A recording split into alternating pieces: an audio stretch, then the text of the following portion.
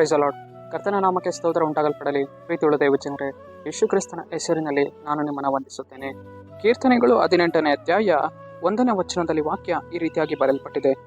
ನನ್ನ ಬಲವಾಗಿರುವ ಯೆಹೋವನೇ, ನಿನ್ನಲ್ಲಿಯೇ ಮಮತೆ ಇಡುತ್ತೇನೆ ಎಂದು ವಚನ ಬರೆಯಲ್ಪಟ್ಟಿದೆ. ಅಂದರೆ ಪ್ರೀತಿಯುಳ್ಳ ದೈವಜನರೇ, ನಮ್ಮ ಕರ್ತನು ನಮಗೆ ಏನಾಗಿದ್ದಾನೆ? ಬಲವಾಗಿದ್ದಾನೆ.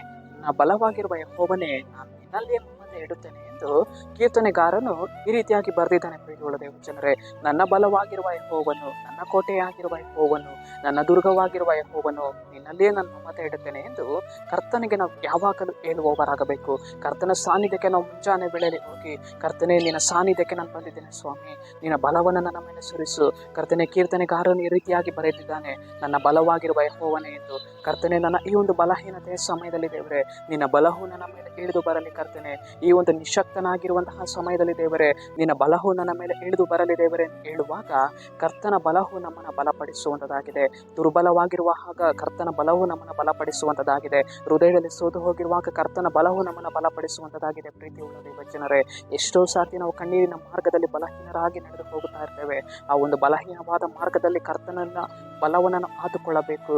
ಕರ್ತನೆ, ಈ ಒಂದು ನನ್ನ ಬಲಹೀನತೆಯ ಸಮಯದಲ್ಲಿ ಸ್ವಾಮಿ, ನಿನ್ನ ಬಲವು ನನ್ನ ಮೇಲೆ ಹೇರಳವಾಗಿ ಇಳಿದು ಬರಲಿ ದೇವರೇ, ನಿನ್ನ ಕೃಪೆಯು ನನ್ನ ಮೇಲೆ ಹೇರಳವಾಗಿ ಇಳಿದು ಬರಲಿ ದೇವರೇ ಹೇಳುವಾಗ, ದೇವರ ಬಲವು ಅತ್ಯಧಿಕವಾಗಿ ನಮ್ಮ ಮೇಲೆ ಇಳಿದು ಬಂದು ನಮ್ಮನ್ನು ಬಲಪಡಿಸುವಂಥದ್ದಾಗಿದೆ. ಪ್ರೀತಿಯುಳ್ಳ ದೇವಜನರೇ, ನಮ್ಮ ಬಲಹೀನತೆಯ ಸಮಯದಲ್ಲಿ ಕರ್ತನು ನಮ್ಮನ್ನು ಬಿಟ್ಟು ಹೋಗುವುದಿಲ್ಲ.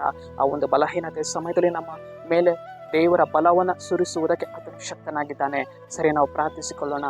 ಅಪ್ಪ ಕರ್ತನೆ, ನಿನಗೆ ಸ್ತೋತ್ರ ಸ್ವಾಮಿ. ಈ ಮುಂಜಾನೆ ವೇಳೆಯಲ್ಲಿ ಕರ್ತನೆ, ಸುಂದರವಾದ ವಾಕ್ಯಕ್ಕಾಗಿ ನಿಮಗೆ ಸ್ತೋತ್ರ ಮಾಡುತ್ತೇನೆ. ಕರ್ತನೆ ಅಪ್ಪ, ನಿನ್ನ ಬಲವನ್ನು ನಮ್ಮ ಮೇಲೆ ಸುರಿಸುವುದಕ್ಕಾಗಿ ಸ್ತೋತ್ರ.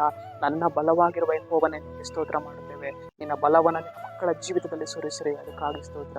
ನಜರೇತಿನ ಯೇಸುವಿನ ನಾಮದಲ್ಲಿ ತಂದೆಯೇ, ಆಮೆನ್.